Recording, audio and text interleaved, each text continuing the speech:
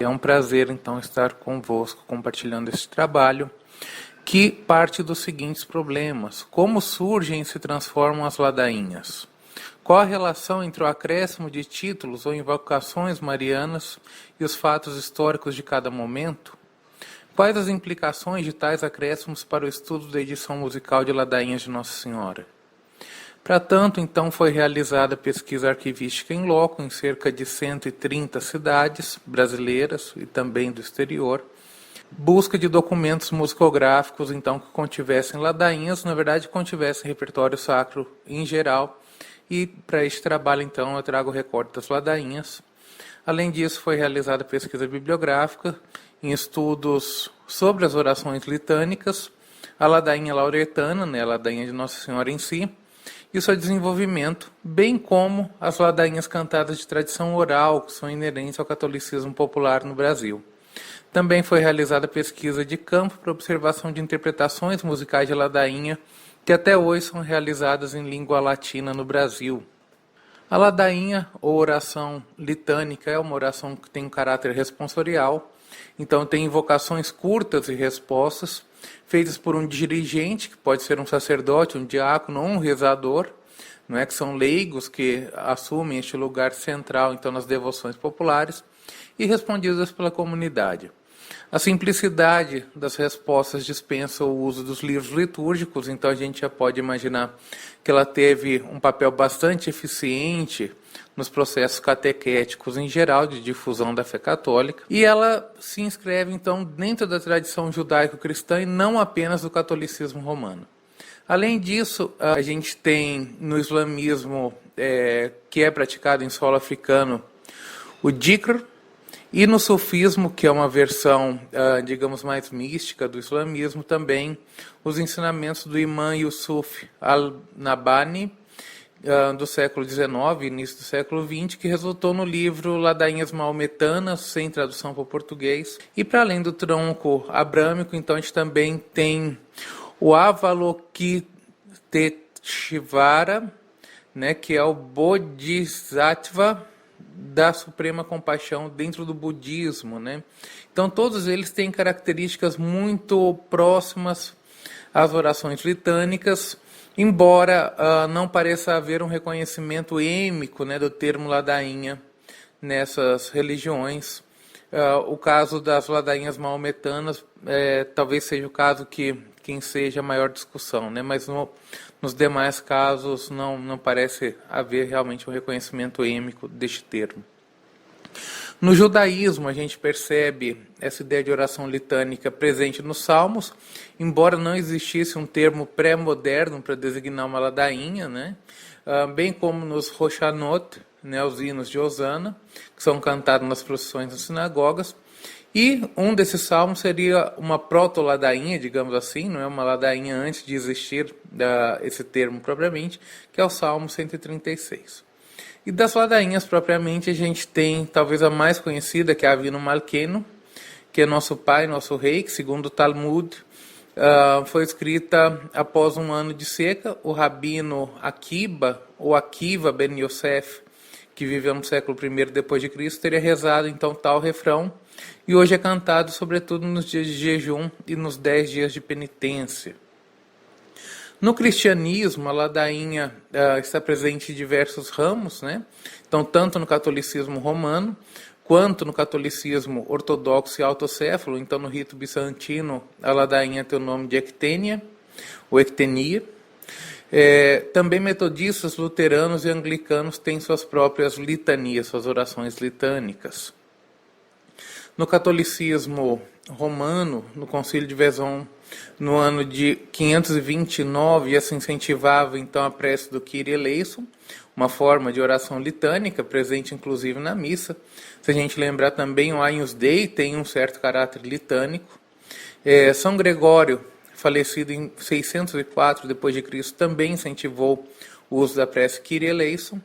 E no século XIII, no Santuário do Loreto, se instituiu então a ladainha de Nossa Senhora, de modo que ficou conhecida como a Litania Lauretana, né, que foi aprovado pelo Papa Clemente VIII no ano de 1601. Na Idade Média e no Renascimento, essa forma de oração litânica se tornou muito popular, se disseminou bastante em toda a Europa, a ponto de dezenas de textos diferentes terem sido criados, e com o Concílio de Trento, que buscou, digamos assim, estruturar a igreja de maneira mais rígida, instituir um catolicismo oficial, muitos desses textos foram considerados apócrifos e banidos. E no Brasil, como eu disse, a religiosidade popular ainda mantém as ladainhas de santos e ladainhas de Nossa Senhora, que são cantadas muitas vezes ainda em latim, apesar do Concílio Vaticano II ter limitado bastante o uso do latim, as interpretações do Concílio Vaticano II assim o terem limitado. E esse latim pronunciado conforme se ouviu e decorou, ou seja, um latim de tradição oral, um latim que não necessariamente vai corresponder ao latim escrito, ou à pronúncia erudita do latim. E a ladainha lauretana, então, ela tem essa estrutura, né? Então começa com Kyrie eleison, Christe eleison, Kyrie eleison, Christes audimus, Christes audimus, e depois a gente vê esses asteriscos que vão apontando para a gente, então, possíveis pontos de invocação e resposta. Então a gente sempre vai ver ali o Miserere Nobis repetido, e hoje 54 invocações marianas, que é de fato o que nos interessa aqui neste trabalho. Essas invocações marianas eu as penso como testemunhas da história, sobretudo de uma história recente do século XIX, XX, começo de XXI. Então nós temos na imagem a Igreja do Carmo, da Ordem Primeira do Carmo, que foi erguida então pelos carmelitas. Claro, essa pintura é posterior. E no canto, então sobre as janelas, nós encontramos algumas dessas invocações da ladainha: refúgio dos pecadores, saúde dos enfermos e várias delas. E ao longo do tempo, então, foram feitas diversas inserções. Então, diversos pontífices romanos as fizeram. São novas invocações na ladainha lauretana. E cada inserção dessa, de certo modo, aponta acontecimentos ou preocupações próprias do tempo desse pontificado. A inserção das invocações parece ocorrer, então, em algumas obras musicais, nas quais as invocações mais recentes, quando a gente pensa em música, elas apresentam uma prosódia ou uma configuração rítmica muito irregular se comparado às demais invocações anteriores. É como se o espaço para uma invocação anterior tivesse que ser mantido, e uma adaptação do texto, por vezes maior, acaba espremendo esse texto para ser cantado, então ele é cantado muito mais rápido. E quando a gente pensa nessa evolução histórica recente da ladainha lauretana, é possível trazer aqui alguns exemplos. Alguns pontífices romanos, as preocupações ou acontecimentos de seu tempo. No caso de Pio IX, no pontificado dele, ocorre a proclamação do dogma da Imaculada Conceição de Maria, em 1854. E no mesmo ano, então, ele insere a invocação Rainha Concebida Sem o Pecado Original. No pontificado de Bento XV, ocorre a Primeira Guerra Mundial, de 1914 a 1918. E em 1917 ele insere a invocação Rainha da Paz. Já no pontificado de Pio XII ocorre a definição do dogma da Assunção de Nossa Senhora em corpo e alma ao céu, no ano de 1950, e no mesmo ano então é acrescentada a invocação Rainha Assunta ao céu. E no atual pontificado do Papa Francisco existe a inserção então de 3 novas invocações que são reflexos dos dias atuais. Uma delas é Mãe de Misericórdia,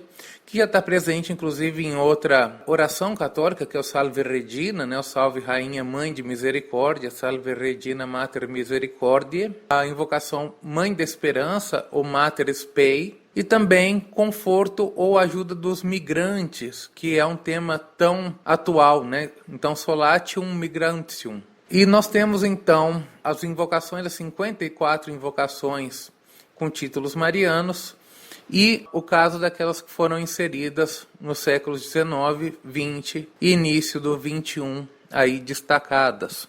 Nos aproximando, então, da questão musical, que é central para este trabalho. Então, nós temos composições musicais sobre o texto da ladainha de Nossa Senhora, bastante recorrentes nos últimos 3 séculos e meio, aproximadamente. Não raros são encontrados em acervos documentos musicográficos, seja partituras completas, então, com todas as partes instrumentais vocais, ou as partes instrumentais e vocais avulsas que contêm tais obras com ou sem identificação de autoria. E, aliás, sem identificação de autoria é algo muito recorrente. Quando a gente pensa numa prática musical religiosa, é tudo muito funcional. Não existe essa preocupação sempre com quem compôs aquela obra, e por conta disso, muitas vezes as autorias se confundem, as datações também se confundem. E há diversos elementos que servem à datação de uma obra musical.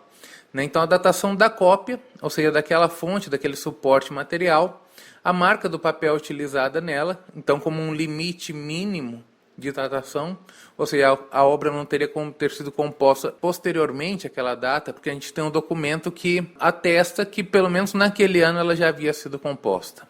Além disso, a gente tem o estilo musical empregado, os instrumentos para os quais a obra foi escrita, isso muitas vezes se relaciona aos documentos da Cúria Romana sobre como praticar música religiosa. Além disso, também o texto religioso pode servir como elemento para confirmar ou afastar a hipótese de datação. E nesse caso também pode servir ao estudo da transformação dessas obras musicais em razão do seu uso litúrgico. Por exemplo, no caso das ladainhas, com o acréscimo das invocações novas, mesmo quando o compositor já havia falecido e, enfim, a obra já teria um texto fixado. O texto religioso permite que se compreenda também quando a última versão daquela obra foi fixada, tanto nas partituras quanto na tradição oral.